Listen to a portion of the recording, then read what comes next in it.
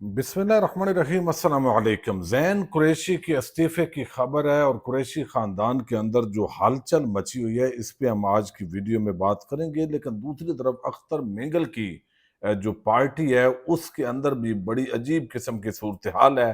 कासम रोंजो के साथ उन्होंने आज एक प्रेस कॉन्फ्रेंस की। उसके अंदर उन्होंने क्या कहा वो तो आपके सामने रखना है, लेकिन थोड़ी देर के बाद अख्तर मेंगल की एक स्टेटमेंट आती है ट्विटर पर, और फिर एक नया बयान जो है, वीडियो बयान कासम रोंजो का आता है, और वो बड़ा हैरान कुन बयान है। ये भी आपके सामने रखना है। और साथ ही जो अख्तर मेंगल हैं, वो बड़ा अरसा आपने देखा रजीम चेंज ऑपरेशन का भी वो आम किरदार थे। नवाज शरीफ के करीबी लोगों में उनका शुमार होता है, बड़े प्यार करने वाले। लेकिन आज एक जुमले के अंदर उन्होंने नवाज शरीफ जो है उसको उड़ा के रख दिया, उसकी सारी सियासत को। ये क्या कहा गया ये भी आपके सामने रखूंगा। चीफ जस्टिस ऑफ पाकिस्तान के हवाले से तो हम अलहदा वीडियो में डिस्कस कर चुके हैं।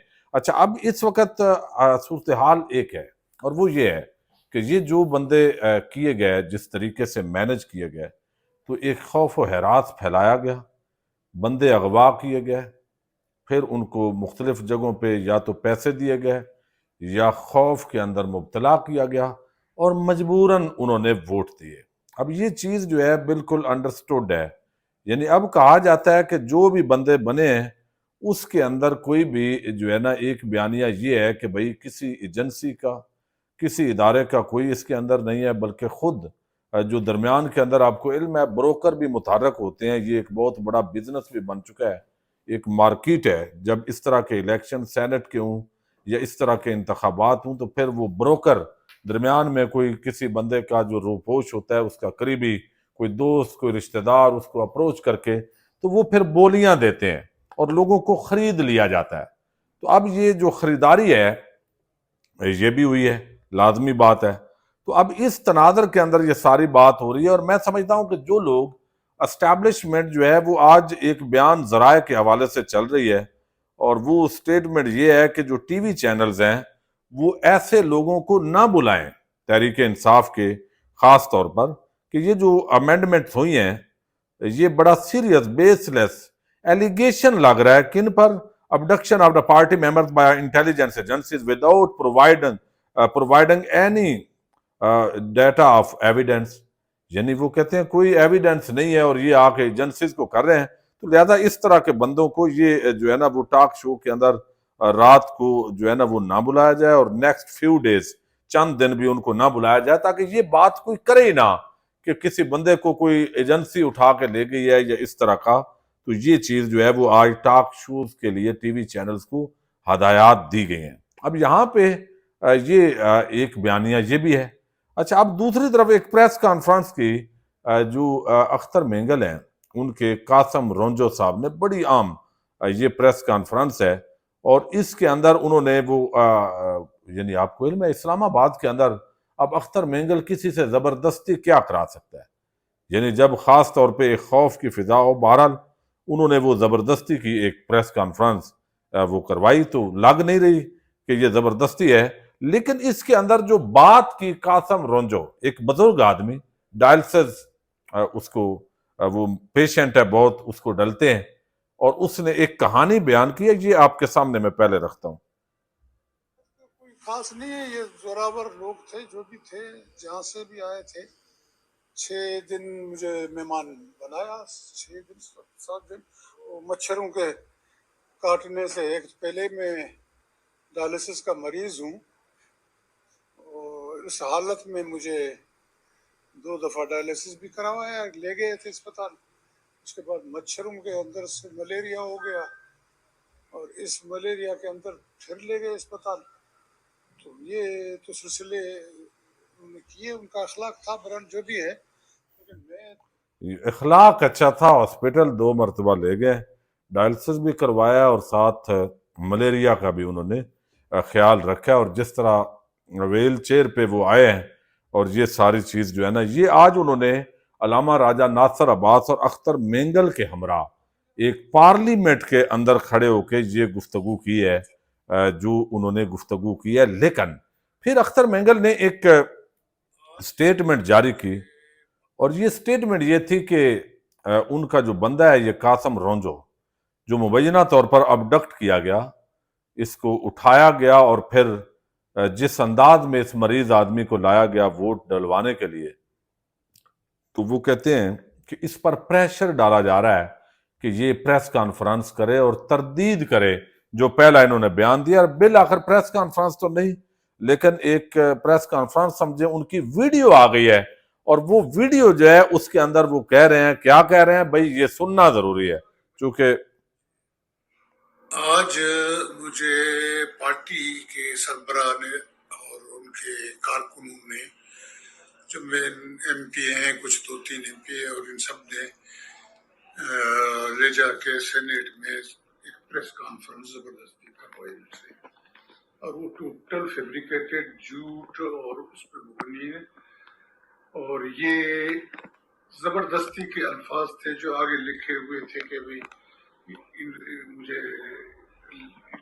گھر سے اٹھایا گیا یا کیا کیا، اور یہ سارے مچھر یہ سب کچھ انہوں نے لکھ کے آگے مجھے رکھے ہوئے تھے، وہ میں پڑھ رہا تھا۔ تو یہ ایک ٹوٹل جھوٹ اور فیبریکیٹڈ ہے۔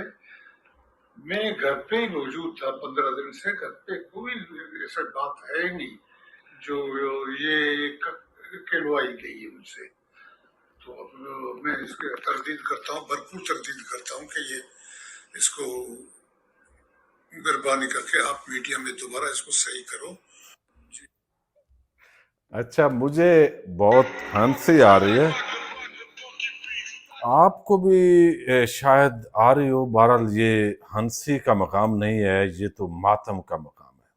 پاکستان کے اندر الیکٹڈ لوگ، ان کی اتنی تذلیل اور اس لیول پہ بیچارے صفائیاں ایک بات کرتے ہیں وہ کہتے ہیں انہوں نے پریشر ڈالا، دوسری بات کرتے ہیں وہ کہتے ہیں جی کوئی پریشر نہیں تھا، وہ تو میں ایویں ہی جو ہے نا انہوں نے وہ بڑا زبردستی بات کر دی ہے۔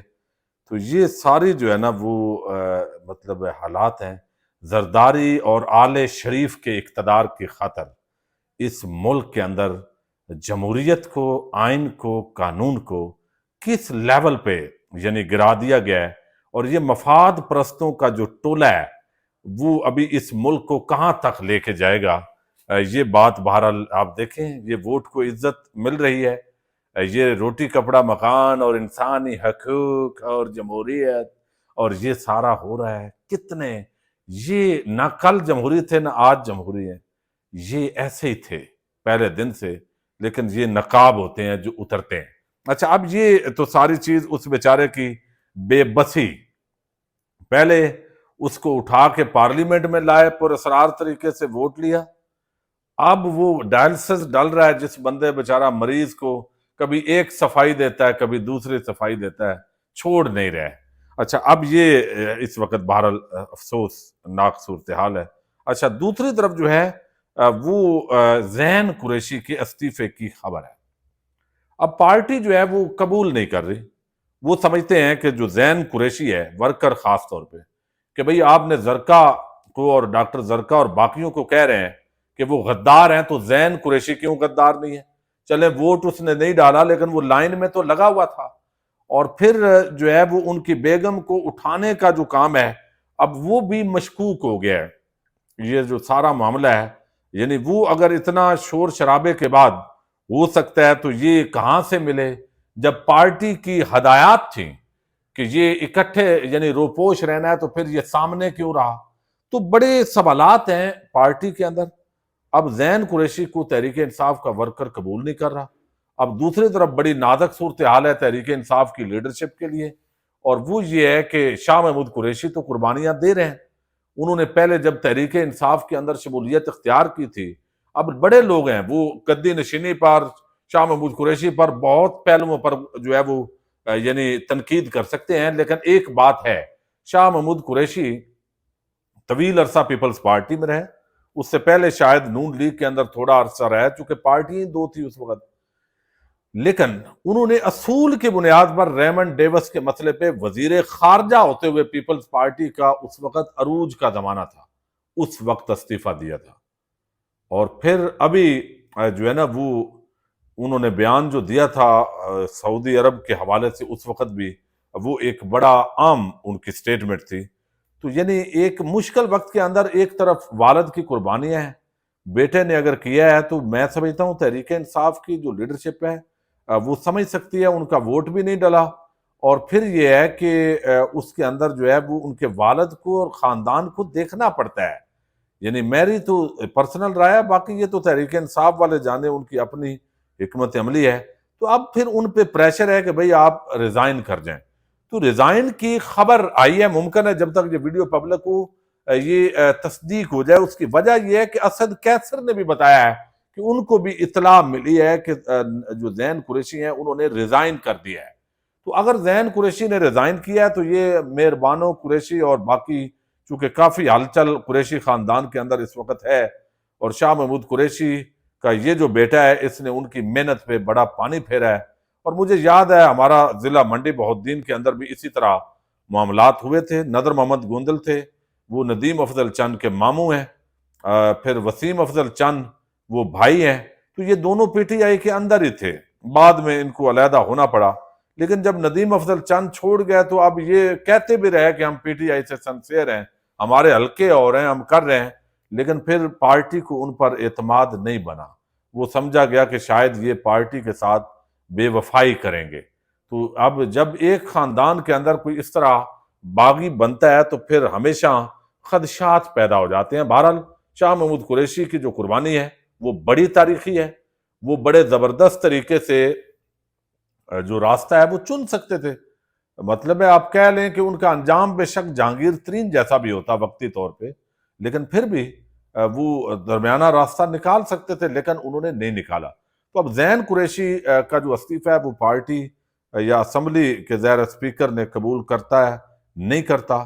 اگر نہیں کرتا تو آیا شاہ محمود قریشی کی رضامندی کے بغیر کوئی فارورڈ بلاک بن سکتا ہے؟ تو میرا نہیں خیال.